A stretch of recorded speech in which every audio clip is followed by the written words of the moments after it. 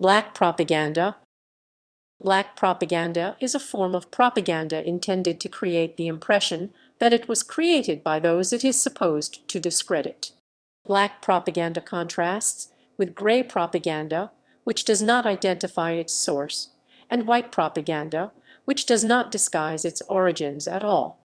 It is typically used to vilify or embarrass the enemy through misrepresentation.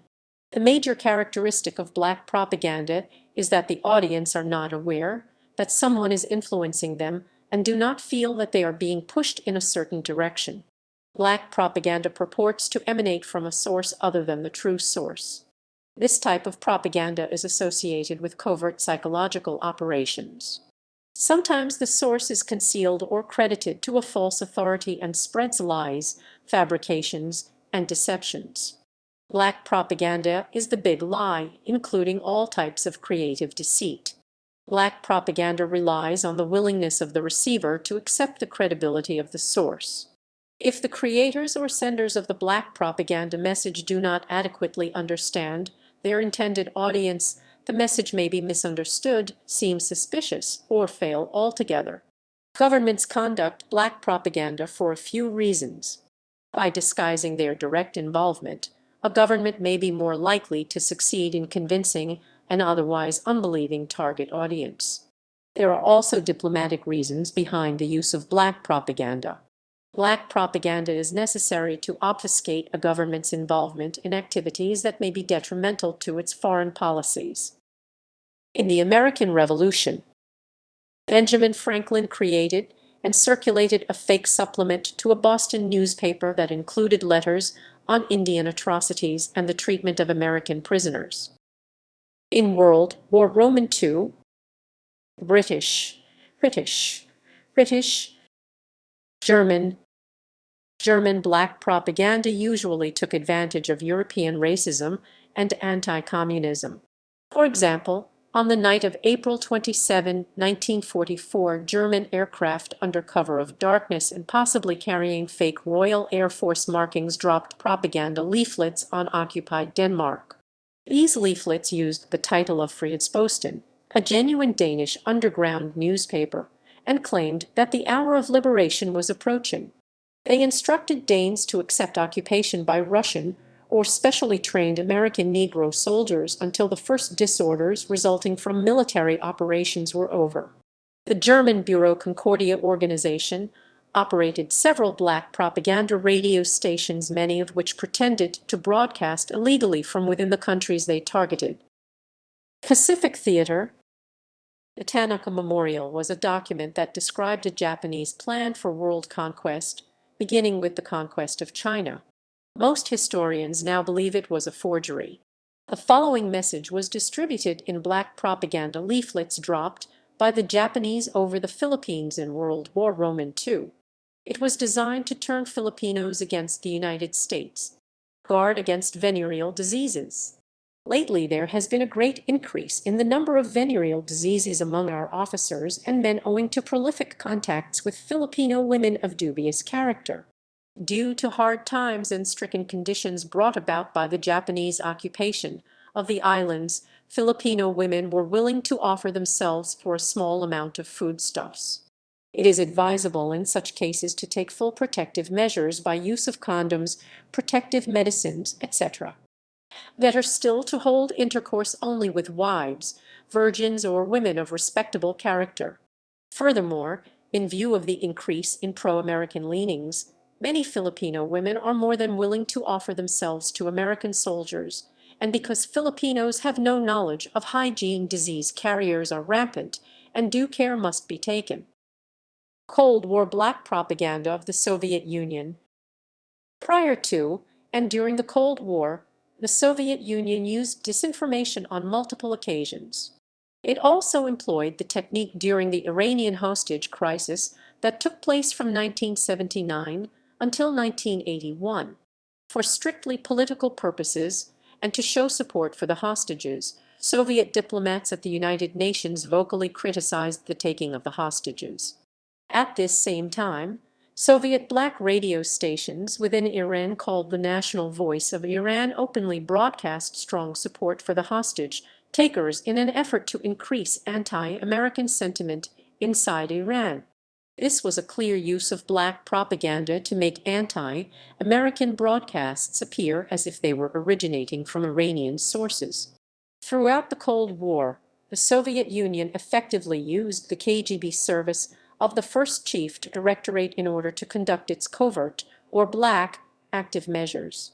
It was service that was responsible for clandestine campaigns that were targeted at foreign governments, public populations, as well as to influence individuals and specific groups that were hostile towards the Soviet government and its policies.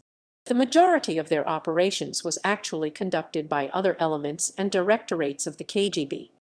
As a result, it was the First Chief Directorate that was ultimately responsible for the production of Soviet black propaganda operations.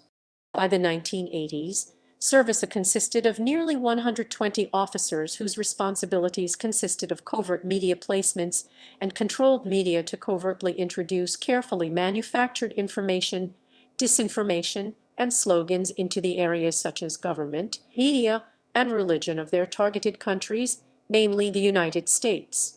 Because both the Soviet Union and the KGB involvements were not acknowledged and intentionally disguised, these operations are therefore classified as a form of black propaganda. The activities of service greatly increased during the period of the 1980s through the early 1990s, presumably, as the Soviet government fought to maintain control during the declining period of the Cold War. United States. Following the September 11 attacks against the United States, the U.S. Department of Defense organized and implemented the Office of Strategic Influence in an effort to improve public support abroad, mainly in Islamic countries. The head of OSI was an appointed general, Pete Worden, who maintained a mission described by the New York Times as circulating classified proposals calling for aggressive campaigns that used not only the foreign media and the Internet, but also covert operations. Worden, as well as then Defense Secretary Donald Rumsfeld, planned for what Pentagon officials said was a broad mission ranging from black campaigns that use disinformation and other covert activities to white public affairs that rely on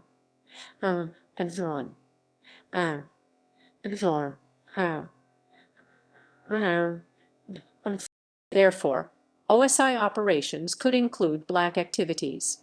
OSI operations were to do more than public relations work, but included contacting and emailing media, journalists, and foreign community leaders with information that would counter foreign governments and organizations that are hostile to the United States.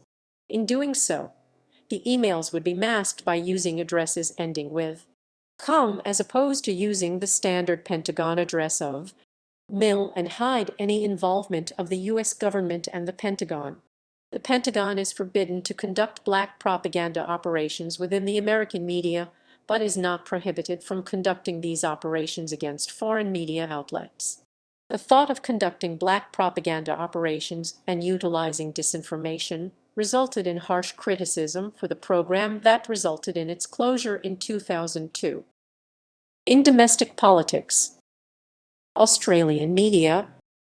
In the run-up to the 2007 federal election in Australia, flyers were circulated around Sydney under the name of a fake organization called the Islamic Australia Federation. The flyers thanked the Australian Labor Party for supporting terrorism, Islamic fundamentalists, and the Bali bombing suspects. A group of Sydney-based Liberal Party members were implicated in the incident. British media.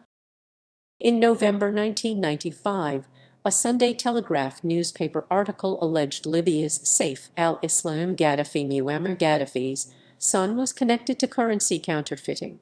The story's author, Con Coughlin, falsely attributed the claim to a British banking official, but his information actually came from MI6 agents. This fact, and the fact that Coughlin had no other sources for the story, only came to light when Saif Gaddafi later sued the newspaper for libel. The Zenov Letter was a fake letter published in 1924.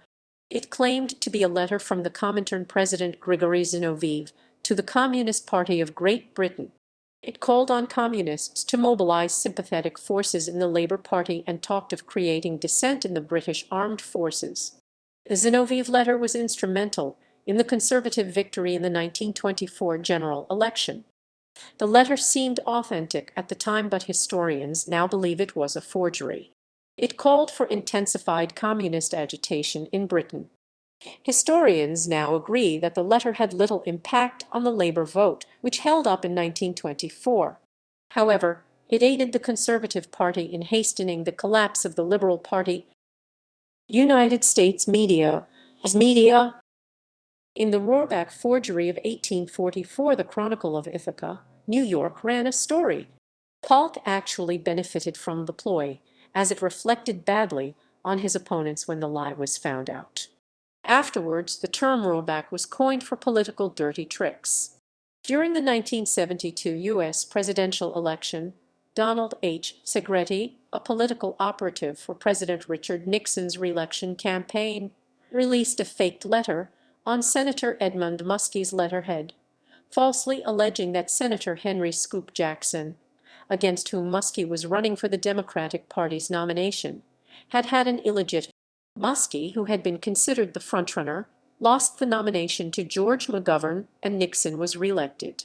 The letter was part of a campaign of so-called dirty tricks directed by Segretti and uncovered as part of the Watergate scandal. Segretti went to prison in 1974 after pleading guilty to 3 misdemeanor counts of distributing illegal campaign literature. Another of his dirty tricks was the Canuck letter, although this was libel of Muskie and not a black propaganda piece. United States government. The Federal Bureau of Investigation's counterintelligence program COINTELPRO was intended to, according to the FBI, expose, disrupt, misdirect, discredit, or otherwise neutralize the activities of black nationalists, hate-type organizations and groups, their leadership, membership, and supporters. Black propaganda was used on communists and the black. It was also used against domestic opponents of the invasion of Vietnam, labor leaders, and Native Americans. The FBI strategy was captured in a 1968 memo. Consider the use of cartoons, photographs, and anonymous letters which will have the effect of ridiculing the new left. Ridicule is one of the most potent weapons which we can use against it. The Pankowski Papers are an example of a black propaganda effort conducted by the United States Central Intelligence Agency during the 1960s.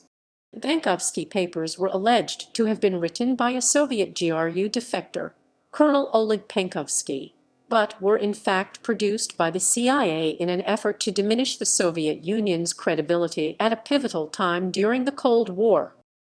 Religious black propaganda. In 1955, the Church of Scientology published the book Brainwashing, which was allegedly written by the Soviet secret police chief Lavrentiy Beria. In fact, the book describes all of the practices Scientology opposes: brain surgery, psychiatric drugs, psychology, child labor laws, and income tax as communist conspiracies directed by Moscow, and it describes the greatest threat to communism as being the Church of Scientology. The Catholic Church is barely mentioned as a threat to the Soviet Union. Additionally, Beria uses precise phrases that L. Ron Hubbard, creator of Scientology, has coined, such as pain, drug, hypnosis, and thinkingness. The Church of Scientology, under the leadership of L. Ron Hubbard, is alleged to have advocated the usage of black propaganda to destroy reputation or public belief in persons, companies, or nations as a practice of fair gain against suppressive persons. After the author Paulette Cooper wrote The Scandal of Scientology, the Church of Scientology ran a false flag operation that stole stationery from her in order to fabricate bomb threats. Environmentalist black propaganda. The Let's Go Shell in the Arctic website was designed to look like an official website by Royal Dutch Shell, but was in fact a fake produced by Greenpeace.